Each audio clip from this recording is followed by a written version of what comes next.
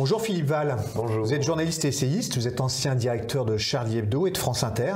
Vous êtes l'auteur de nombreux ouvrages, dont le dernier, le Dictionnaire philosophique d'un monde sans Dieu, est paru le 9 février aux éditions de l'Observatoire. Alors il y a 72 entrées dans votre livre, comme dans tout bon dictionnaire.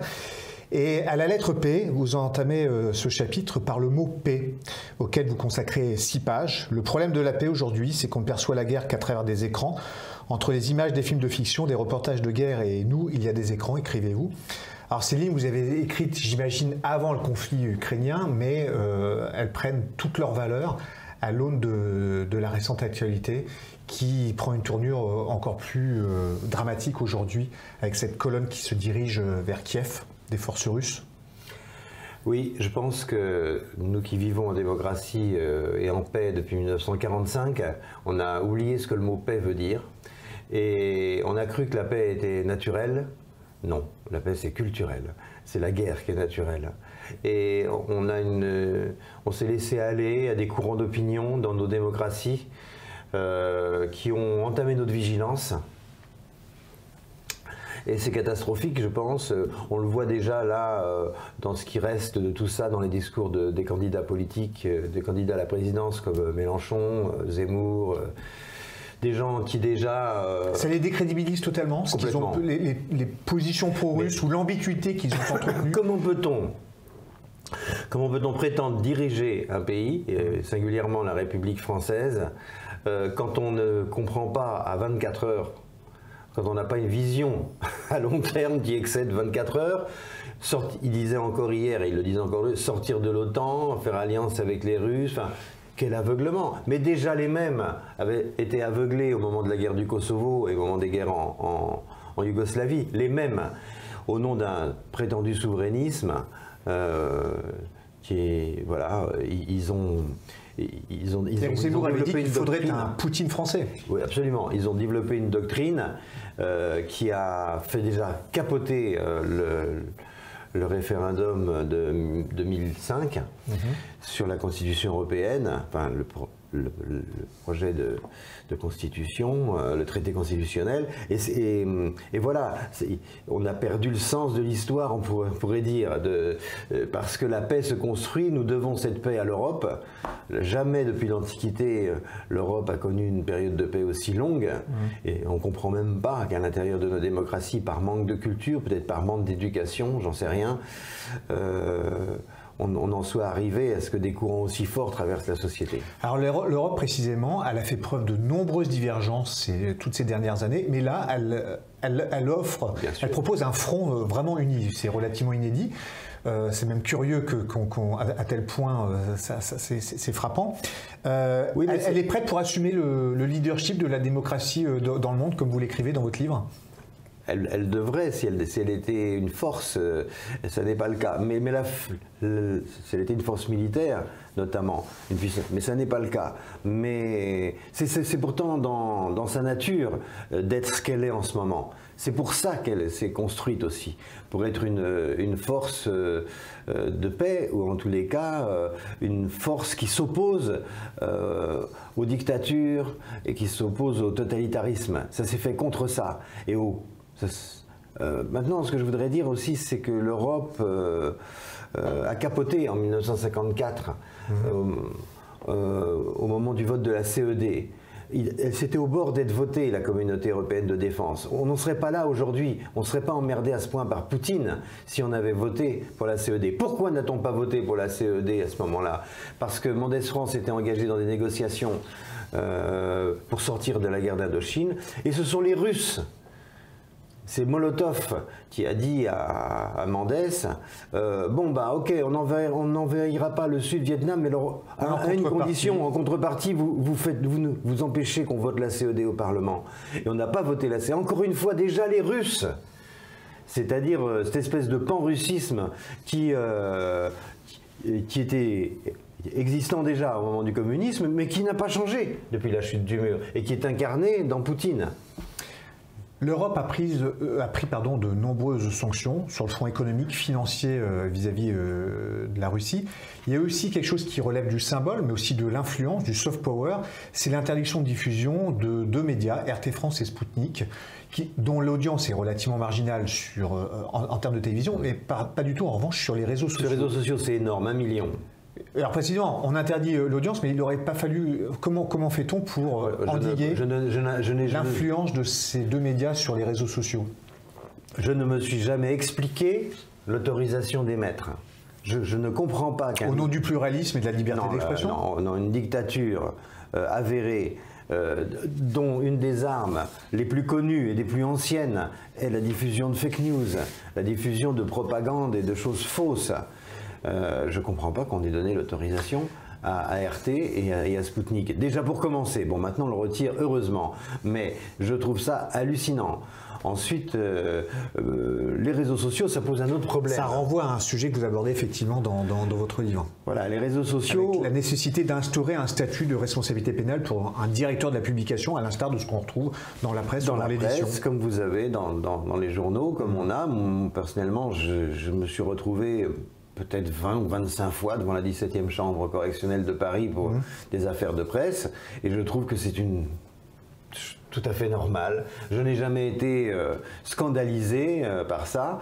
C'est une justice généralement plutôt bien rendue et au bénéfice de la liberté d'expression. Comment se fait-il que ces gens soient impunis et enfin voilà, on a laissé se développer une machine de guerre contre la démocratie. Ça s'appelle les réseaux sociaux. La démocratie, c'est le respect du corps de l'autre, parce que le corps de l'autre est une réalité. Dans les réseaux sociaux, le corps de l'autre est une abstraction. On peut en faire ce qu'on veut. On le voit bien dans l'affaire Mila, on le voit dans les affaires de terrorisme, parce que c'est la même histoire. Donc, et dans toutes les dictatures, le corps de l'autre est une abstraction. On n'a pas compris ça, et on laisse se développer un outil industriel monstrueux, transnational, avec une puissance financière, puissance de diffusion infinie. On est fou, mais il faut qu'on réagisse tout de suite. C'est là qu'on se heurte à la faiblesse de l'Europe qui peut prendre des décisions sur des chaînes de télé, mais pas sur les réseaux sociaux. C'est très difficile. L'Europe essaye. Thierry Breton travaille beaucoup sur ces questions et avec, voilà, je pense que la présidence d'Emmanuel Macron va marquer dans cette histoire parce qu'ils ont deux gros projets en amont et en aval. Un, problème de régulation qu'ils vont essayer de régler et ensuite, problème fiscal, problème de diffusion, etc. On a parlé de l'Europe, de la guerre en Ukraine. Vous êtes un observateur attentif aussi de la vie politique française. On est dans une campagne présidentielle, une drôle de campagne présidentielle avec un président qui n'est toujours pas candidat, de fait. Il y a un mot qui est évoqué aussi dans votre dictionnaire, c'est le mot barrage. Il y a 20 ans, le barrage, le Front républicain n'avait pas fait de doute entre, d'un côté, Jacques Chirac et Jean-Marie Le Pen. Qu'est-ce qui a changé en 20 ans? L'imbécilité profonde. Et puis, encore une fois, l'abstraction du corps de l'autre. Chez les gens comme d'extrême gauche, de gauche, qui ont fait barrage, pourquoi faisait-il barrage? Parce que les gens qui défendaient, les gens que la gauche défend, c'est-à-dire les faibles, les opprimés économiquement, les immigrés, les homosexuels, les femmes, enfin, tous les s'ils considèrent être les minorités ou les communautés qui défendent les sans-papiers, les mal-logés, ils faisaient barrage pour les protéger. Et bien là, ils font pas barrage. Ça veut dire que si l'extrême droite arrivait au pouvoir, ils leur livreraient clé en main. C'est horrible. Plus aucune différence ne sera assez significative pour empêcher les alliances de gouvernement entre les extrêmes de la droite et de la gauche. La preuve, celle-ci ne voit déjà plus l'intérêt de faire barrage à celle-là. C'est horrible. C'est ce que vous écrivez. Ils livrent les gens qui prétendent défendre, parce qu'ils ont un gros cœur comme ça, ils prétendent les défendre et finalement ils ne feront pas barrage, ils les laisseront se faire écraser la tronche par les partis extrêmes. Non mais c'est une honte, c'est une mascarade de voir ça. C'est une catastrophe politique par contre aussi. La catastrophe politique, c'est l'écologie aussi, c'est un autre qui en prend pas mal pour son grade dans votre livre. La situation s'est terriblement aggravée, c'est l'actualité immédiate. Le GIEC hier qui a remis le second volet de son 6e rapport d'évaluation. Vous y consacrez là aussi un long chapitre. Vous y dénoncez un écologisme qui ne rêve que finalement de contraintes, d'interdits, et qui cède aux sirènes d'une écologie naturaliste qui nous enseigne la haine des artifices humains, et donc de la science. C'est ça. Il y a deux sortes d'écologie. Une écologie naturaliste, qu'il faut combattre comme une secte. Je pense que la Milibud devrait se poser des questions là-dessus, sur le parti des Verts des fois, et une écologie scientifique dont on a absolument besoin. Évidemment que l'homme doit pouvoir gérer, prendre soin de son environnement pour avoir la meilleure vie possible, la meilleure vie humaine possible. Mais il y a une écologie qui est un anti-humanisme, une fois de plus qu'il faut combattre. Bon. Et cette écologie, elle prend, si vous voulez, comme paradigme, comme la nature, comme ayant à nous donner des leçons. Mais évidemment, la nature n'a rien à nous dire. La nature, elle continuera sans nous. Mais du coup, quel avenir politique pour l'écologie dans la vie politique française? S'il se reconvertissait dans un humanisme et un culturalisme, c'est-à-dire que la science, qu'elle travaille sur les vraies solutions et non pas sur des choses sentimentales avec des relations hallucinantes à la nature, contre les vaccins, pour l'homéopathie, soigner avec des essences. C'est une partie des Verts. Hein. Oui, non, mais c'est une grosse partie. C'est la partie Greta Thunberg aussi, vous voyez, qui préfère la nature à l'homme. Mais ce qui est une aberration, parce que tout est nature ou rien n'est nature. Mais enfin, de toute façon, rien n'est séparable. Hein. Même cette table en plastique, elle est nature. Donc, contrairement à ce qu'ils croient.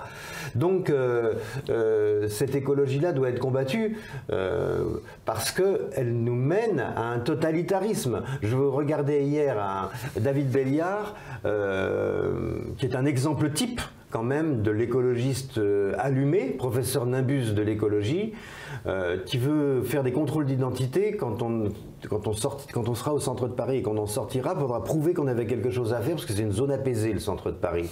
Donc il faudra prouver qu'on a quelque chose à faire au centre de Paris, sinon on aura une amende.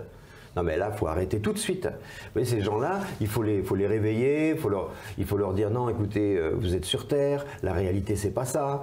Ils sont dangereux. Raison pour laquelle, à l'échelle nationale, il semble atteindre un plafond de verre dans les intentions de sondage. Ce qui est formidable, c'est que l'écologie, tout le monde en est conscient. Tout le monde sait que la matière plastique est polluante quand on l'utilise à tort et à travers, qu'on la fout dans la nature, n'importe comment. Tout le monde sait que le gaz d'échappement, c'est mauvais pour les poumons. Tout le monde a compris qu'il y avait un problème. Et pourtant, ils sont à 5%. Ils ont l'idée la plus partagée du monde, et électoralement, c'est des petits nains.